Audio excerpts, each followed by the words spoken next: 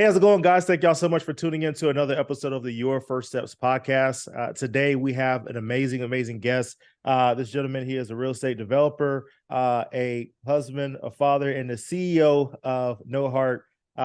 We have Mr. Mike Kaeding today. Mike, how you doing today, man? Oh, I'm doing well. Thanks for having me on. Yes, absolutely. So, for the few folks that may not know who you are and what business you have, go ahead and introduce yourself to the people. Yeah, at a high level at Norhart, we design, build, and rent apartments, but we're really focused on driving down the cost of construction.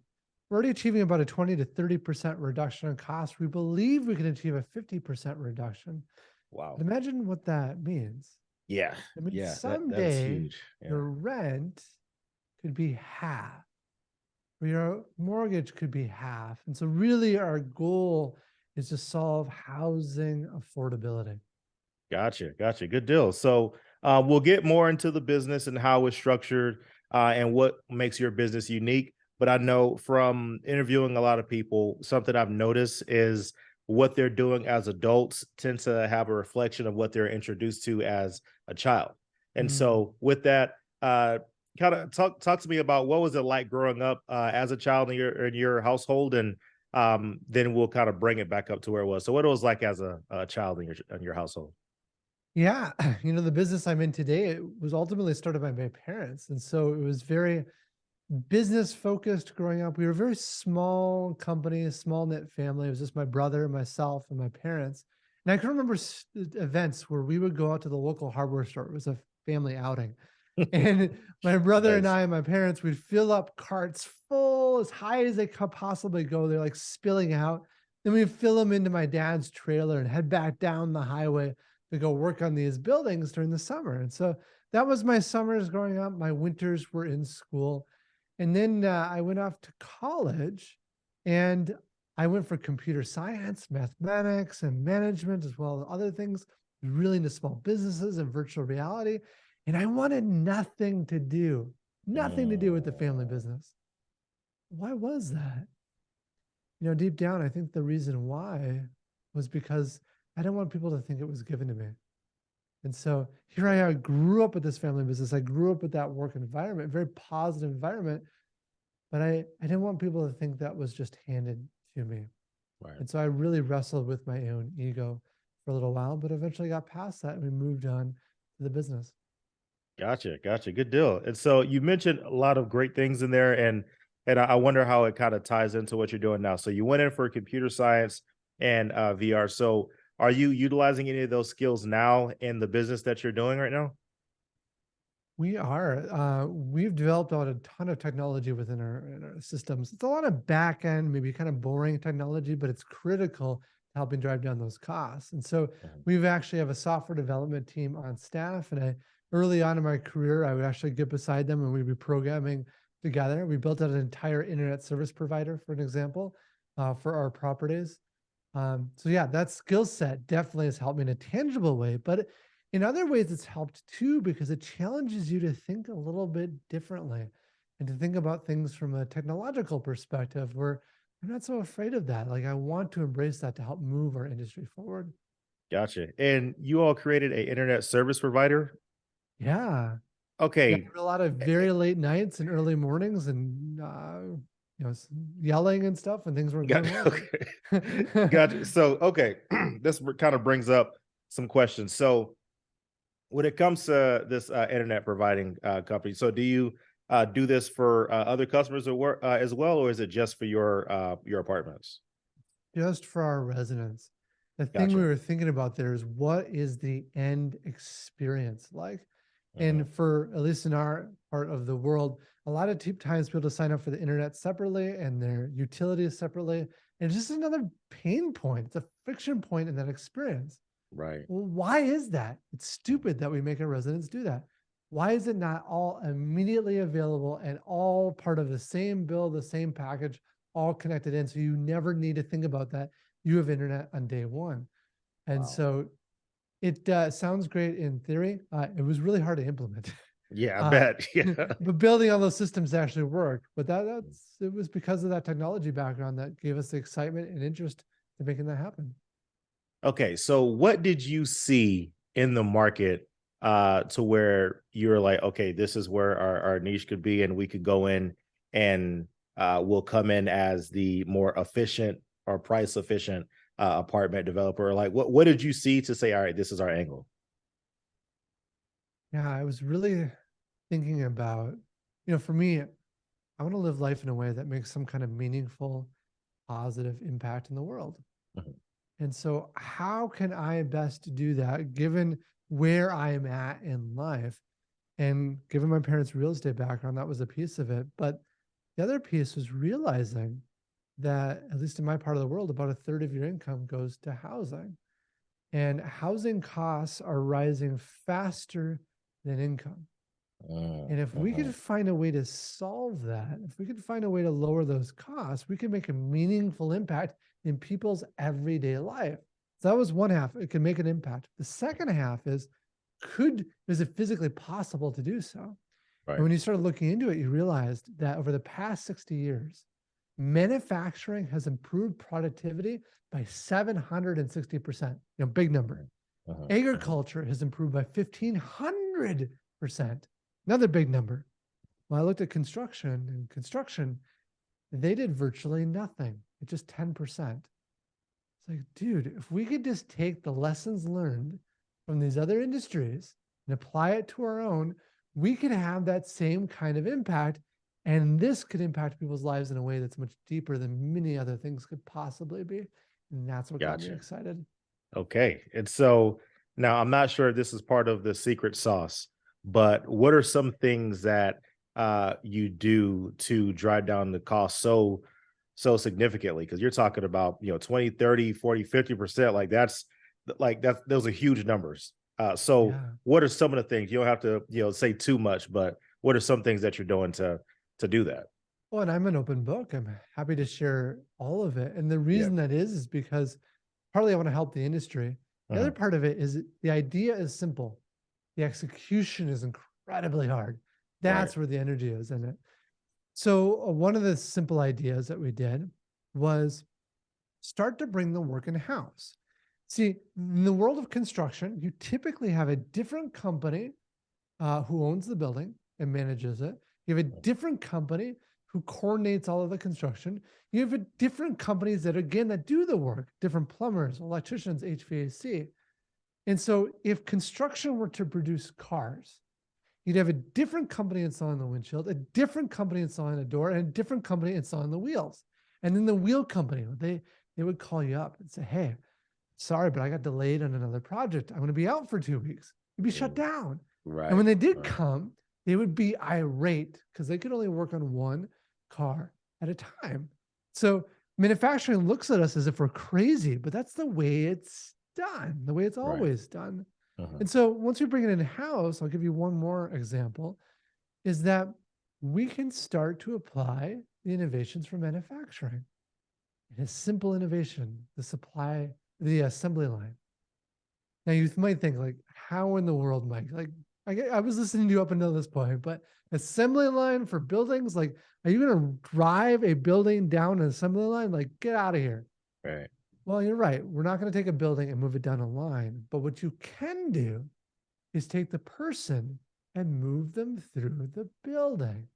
So right Huh. now, all of our different teams shift one unit every 5 hours. So if you go to the end of our Mm. building, you actually see a brand new apartment unit completed every 5 hours. And just that one technique takes a building that may have taken 15 months to complete and drives it down to just 9. Wow. Okay. All right. So now I'm starting to see the vision. Right. And Yeah, so when it comes to having the approach of other industries that are growing faster, you're just applying that to something that is pretty much in the, I guess, stone ages or whatever, as far as innovation and exactly. and doing that. Okay. So is that something that you've done since the beginning, or was it something that as you're in the process of doing what you're doing, you're like, hey, let's scratch what we're doing or pause. There's a better way of doing this. Yeah, it was certainly an evolution. a lot of people think like, oh, I can create this grand vision if I just sit in my closet for a month and dream it up. It's not the way Right. the world works. You need to get Mhm. out there, screw up, bounce around, get hit a few times, and tweak and change. It's been evolving with time. Uh, but early on, when my parents were still involved, when it was very small, they in some ways made their construction more affordable as well. But they use different techniques. They use being scrappy. They use blood, sweat, and tears, right? Getting Right. out there. That doesn't work at scale, but it Right. certainly worked for them at that point. One of the things as we start to grow, I remember one day, my plumbing contractor came to me before we had plumbing in house, and he said, "Mike, dude, we've been working with you for a while, and we've been giving you the same price with each building you do. But I'm sorry, we have to now triple your bid." Mm. Dude, I can't afford it. Right. And so, necessity is the mother of innovation. This was one Mm. of those moments for us. And I started looking around and say, well, what would we do differently? And so we bought a bunch of plumbing books. We hired someone with some experience, and we brought in a bunch of novice people as well. And we tried to do it ourselves. Now, the first year was awful. We Mhm. failed in many ways, but we got through it. We learned, we grew, we improved, and then we had plumbing in a house. And so that was one of those iterations of that long journey of transforming to who we are today. Gotcha. Gotcha. I love it. And when you're saying that you went from building a property that should have taken 15 months to 9, Mhm. is that how many units is that? Like how big is an apartment that would have taken 15 months and now it's you're able to do it in 9? Yeah, How that's many maybe 300 to 400 units. wow. Okay. All right. And random question. Is this something that you plan on taking public as far as like having as like a public company, or is it always gonna be something that's gonna be a non-public or private company? Yeah, it is a private company, but asterisk is that are we're starting to allow investors to come in. And so we're not quite a full IPO, full public company. We are one step shy of that. It's called a Gotcha. mini IPO or a Reg A, and we're actually launching that very shortly. And so people will get an Interesting. opportunity to invest in what we're doing. Okay. Awesome. Awesome. All right. So now I know your parents, they did real estate and it was also multifamily, or was it single family that they were doing? It was multifamily, yeah, It was like multifamily. So 8, 10 units at a time. gotcha, gotcha. And so is that what made you decide like, okay, since I was exposed to this, this is where I'm going to go? Or well, you said that you wanted to do other things first, but then it kind of came back to it. So was there that defining moment of I might as well just come back to this because this is what I feel like I was maybe born to do, or what was that for you? Yeah, so for me, I wanted to make that impact, and I started to think strategically, right? Do I care more about my own ego, right? Like what people think of me, or to Mm. care about that impact? And if I care about the impact, then I should use everything that I have at my disposal to do that, right? We Right. each grown up, we're each born in different worlds, and use what you have in front of you to leverage where you want to get to. And so that was sort of the choice I made for myself, and decided then, okay, I can get behind this. I can make an impact here, and I'm willing to dedicate my life to that space. Gotcha.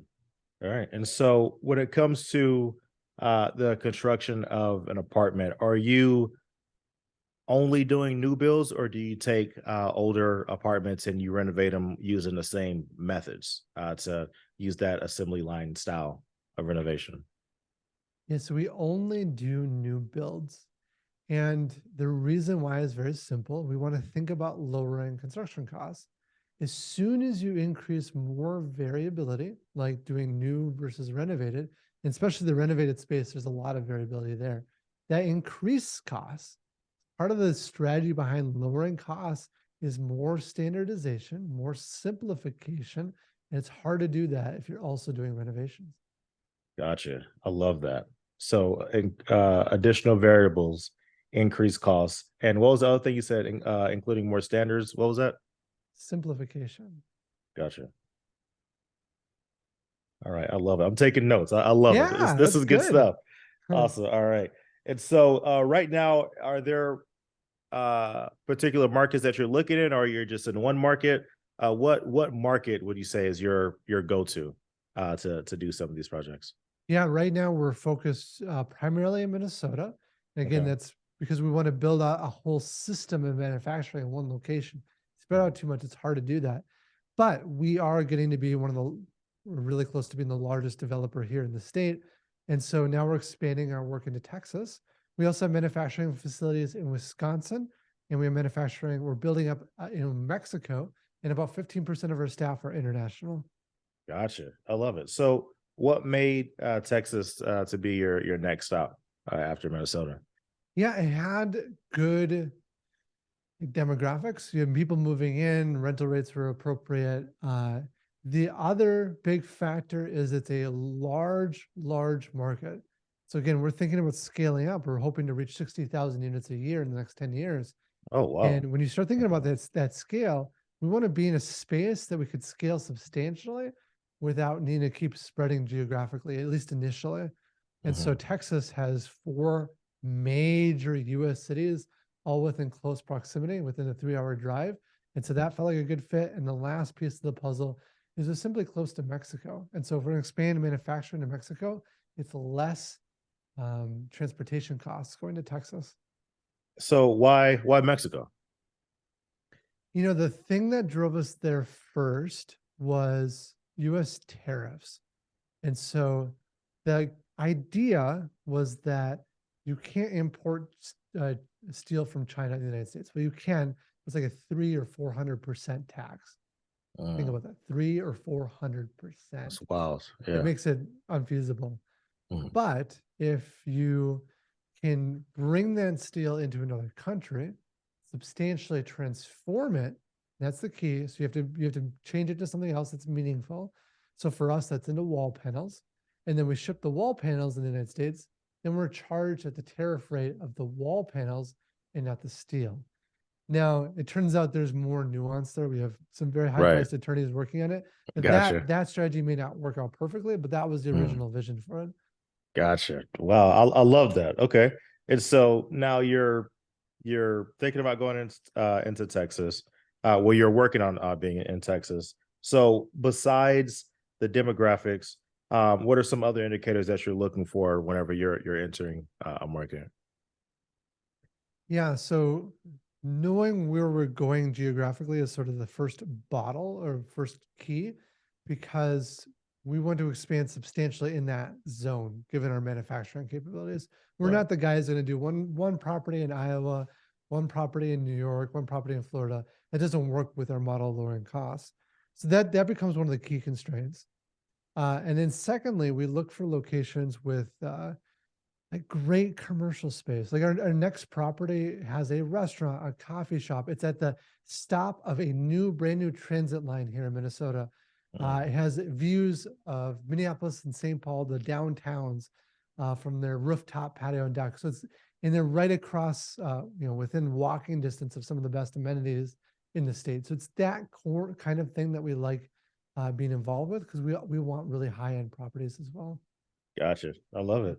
All right. And you've already expressed the other markets that you're going to be going into. And so, is there? So, I know you want to continue to go at scale. So, is there a limit to where you're saying, okay, these are the markets that we're going in, and we're just going to go deeper into these, or is it as the indicators show that there's a market that is on the rise due to people moving, due to economic reasons, political reasons, whatever? Is it a will then just move there and just plug and play with your system? Yeah, that's such a great question. When you think about any market, and real estate's no different, you sort of like volatile prices over time or changing prices, right? Hmm. And so if a market's hot, the prices rise, all the developers want to go to that market and they Hmm. want to go over here and over there. That's a very valid approach, but it's not our strategy. If you think about it differently, we are focused on lowering the costs. So if our costs are 20 to 30% less, if we can get to 50% less, I don't care too much if the prices change by 10%, right? Where other Mhm. developers right now, especially, they're having a tough time making projects pencil out because Right. the rise of interest rates. And so the Mhm. just doesn't work anymore. But for us, we're not hit that hard by it because our margins are so large. So we're Gotcha. likely going to be the stable developer in any community where you'll have other developers that are hopping to the most hot markets. And you need Mhm. both. You need both. Mhm. Gotcha. Understood. All right. And so, what is one of the lessons that you learned, I guess, the hard way from actually doing the business? What's something that you learned early on and you're like, man, okay, I'm not doing that again. So like what is an example of that? Hire the very best people. You know, Gotcha. a lot of people say that and you probably hear it a lot, but there's a big difference between like, oh yeah, yeah, that's important and like making that a true reality. The best people change things. You know, we have staff, we will fly in from other states every week to come work with us on site and then fly them home on the weekend because they're Wow. best in the world at what they do. We have one of our employees, Steve Jobs announces the iPhone in 2007. Steve Jobs walks off stage and this employee follows on that same stage following Steve Jobs' keynote of the iPhone. Wow. Like it's that kind of caliber of people that we think about. And I didn't always understand that. You know, I think for many business owners, they look and say, it's expensive to hire the best people, and I can't afford it. And from a perspective of cost per person, that makes sense. I understand it, but they're missing a really important key element. And that is that the best people outperform the average by 2 to 5 to 10 times as much. And I have seen it over and over and over again. So when you look at it instead as a cost per unit produced, the best people are so much cheaper for you. And not only that, they change the game. So when people come to me and say, I can't afford to hire the best, my response is, you can't afford not to. In fact, Right. when we made that change, we went from growing about 10 to 15% per year to more or less doubling in size Wow. every single year. Wow. Wow. I love it. I love it. So when it comes to the people that you're hiring in-house, because I know when you started, you got the books of plumbing, you got different, novice plumbers, and you started, things were tough, but then you guys elevated. So what have you done differently to attract better people to not run that type of beginning mistake structure over and over again? Like what is your system of getting the higher quality people? Yeah, boy, we could talk all day about that. There's so much to that. Um, I'll give you a few little tidbits. So one thing is hiring. And so at least in the world of construction, it's really hard to find great people. If you think you're going to post a job on Indeed and just get the right candidates in the door, no, Right. it does Mhm. not work like that. You do not find top talent that way. The best Right. people are not looking for jobs. So what we ended up Mm, doing, and this is back when we only had like 100 or 150 employees, we hired on 14 recruiters. 14, mm, right? Like we went all in. And that team then started building out lists of the best companies in our area and the best people at those companies, and worked to build relationships with those kind of people over time so that as jobs opened up, they could bring those incredible people into the organization. But just finding them is only it's only one half the battle. The other half of the battle is creating the right culture, and that is critical. mhm. But it gets So yeah. yeah, No, go the ahead, go ahead, go the ahead. it gets easier when you have the best people. So Right. because the best people want the best culture, and so you know, people often join a company because of its reputation, but they leave a company because of their interaction with their coworkers and with their boss. And so we're very, very tenacious about bringing the right people on. We have in many cases, a 2 week trial period. We'll offer you the job, but we're not guaranteeing you the permanent position for 2 weeks. And then in those 2 weeks, your coworkers decide whether or not you stay or whether or not you go. Oh wow.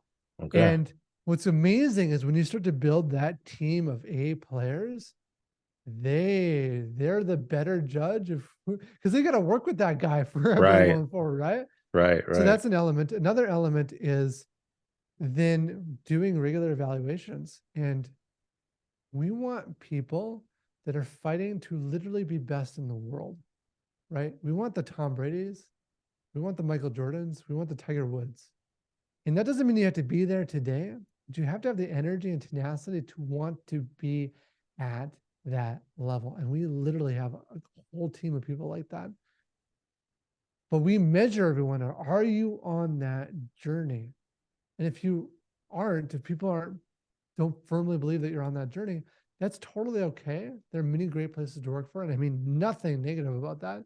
Right. Like, we'll help you find that other job, but we're going to slowly move you out of the organization so we can make room for people that are at that kind of level. Gotcha. There's, yeah.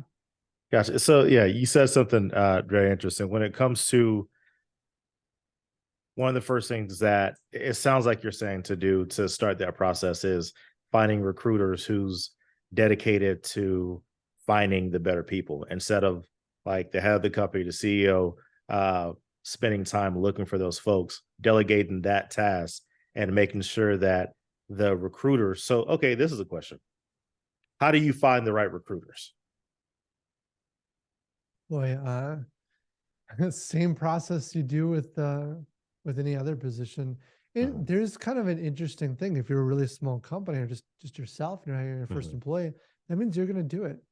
And so you want to learn from great people who have done it before. Get people around you, like other mentors and stuff who've been through it.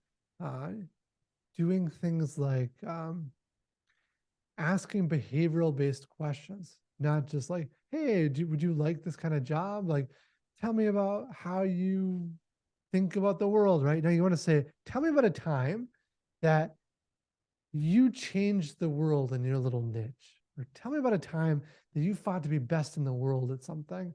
And then they come up with tangible examples that helps you spread the field. Another key part of it is identifying what your values are. Values just describe who you are, who the people in your organization are, identifying what those are, codifying, writing it down, and then creating questions along each one of those values and making sure that people actually align with that and scoring based upon that. Um, and getting multiple eyes on it, right?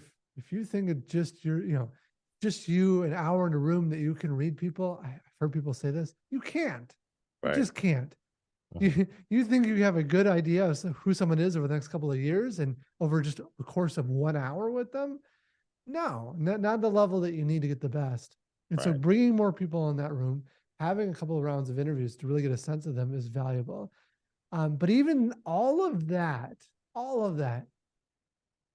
your hiring rate is still not going to be very good. And I was listening to, is it Elizabeth with Spanx, the CEO of Spanx? Mhm, mhm. And she was talking about how her experience with all of that energy and hiring the best, that she only bats, even with all that, at 50%, right? So Gotcha. only Right. 50% of the people hired still actually turn out to be who you think they're going to be. And so Wow. being good, and that's what we find too, unfortunately. But then Right. being good about supporting people well on the way out, giving them great severance, giving them help, resume or letters of recommendation, helping them find jobs so they have a good experience, but being active about recognizing you have to move the people out that are not aligned with where you're going. Gotcha, gotcha. I love it. All right, so now we'll go into the segment of where we talk about books, right? And Yeah. so something that I found is as I began to take reading more seriously and reading self help books, and things to just overall improve my thought process and just ability to understand business. I just it's crazy what's actually in books, right? Like you hear that all the time, but it's like once you actually start reading it, like it blows your mind. So for example, a book that I from like the first page, I was just like amazed at how great it was the Atomic Habits, right? And so I have that on my desk. gotcha. I Yeah, haven't and read it's it like, yet. yeah, it's you're gonna love it. And it's like just from the beginning, just the examples that it gives and how deep it really got into the idea of autonomy. I'm not going to give you too much because I want to ruin it for you, but just how everything is broken down, it it just makes me think about like, wow, I should have been reading these types of books since high school or whatever. But it was just something interesting. So, what are your top three books that you would recommend somebody who is an entrepreneur and wants to get into real estate, whether it's multifamily or whatever it is? What are some books that you would recommend for them to read? Your top three. Yeah, I could not agree with you more on that point. I try to read a book a week, book a Mm, week. You think that's hard, but you listen to it, right? So listen to it in mhm. your workout, listen to it in your drive. But my top book that made the most impact in my life is No Rules Rules by Reed Hastings, the founder of Netflix. That was incredible. No Um, rules. No Rules Rule. Rule. Okay, gotcha. What was that book about? It's about someone we talked about today, hiring the best people, but then empowering them to do their greatest work and to reduce, like, you need policies and procedures, but you don't want that to be a hindrance to the best people. Many companies create policies and procedures because they only have average people. So trying to stop them from doing the wrong thing. Or for the Mhm. best people, you're stopping them from doing the best thing. And so you need Mm, to tone that back a little bit, give them the power, make sure you have a great team, and let them run. gotcha. All right, and your second book. Work Rules was really good. That gave me a better sense of culture. That was by the head of HR of Google. That was Mm, really interesting. got you. And Um, what was that about? that is about creating an incredible work culture. Mhm. And it's Gotcha. so critical to get it right. You get the people and the culture right, you can Mhm. fail a lot else and you'll still function well as a business. Gotcha. And the And third? for the last one, I'll say multipliers. And that's been really insightful. It's been one of the newer books I've read, but it's about how us as managers, if we can be great at what we do, we can actually multiply the capabilities of others because we're inspiring them. We're unleashing their potential. We're aligning what their core genius is to the job that they are doing. And you can get double the productivity out of people by being a great leader. On the flip side, you have diminishers. The same way you can be rude and difficult and challenging, and you lose the best energy out of people. Maybe you have their hands, you don't have their heart. But the interesting insight is that there are a middle ground, people that are intending to be multipliers, but are actually becoming accidental diminishers.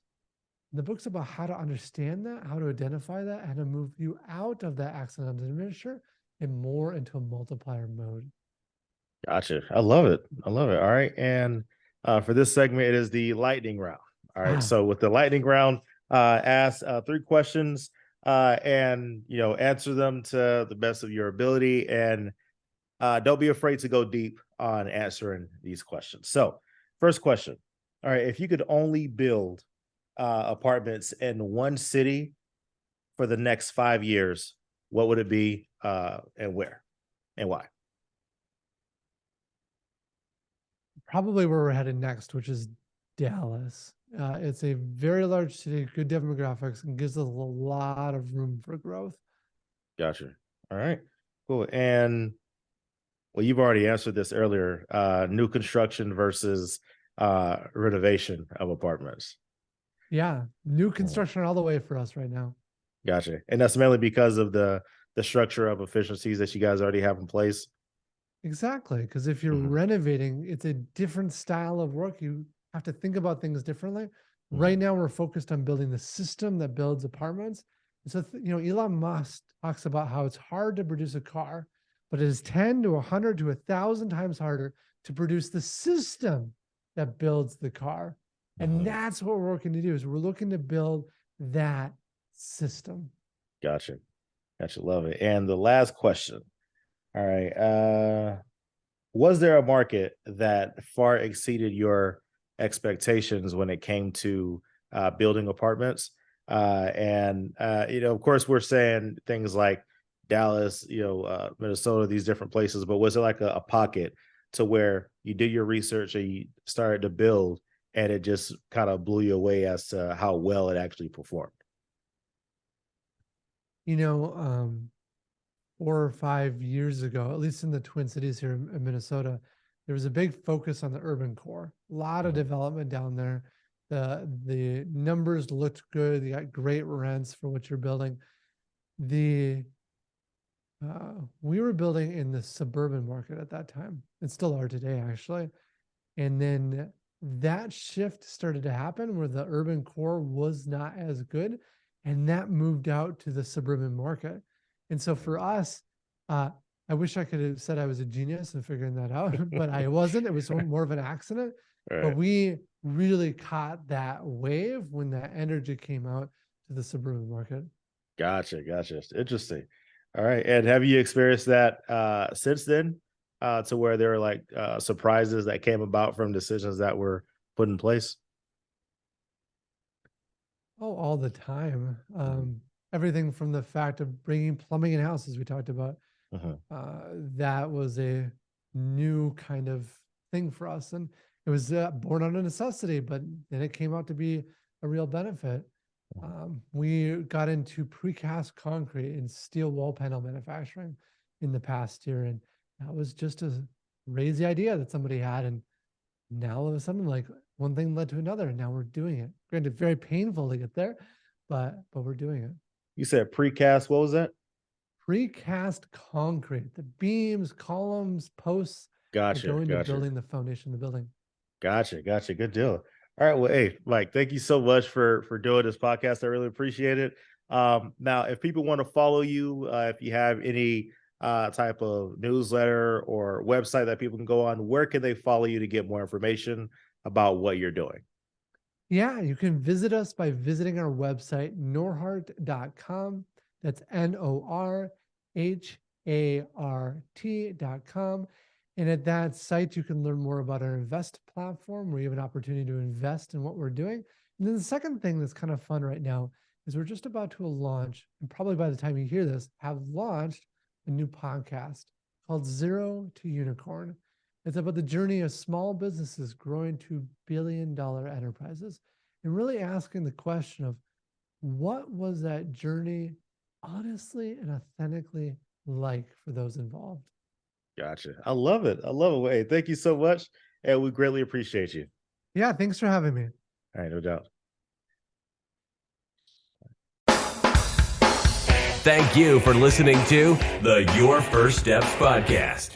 Let us know what you thought about this episode by leaving a review.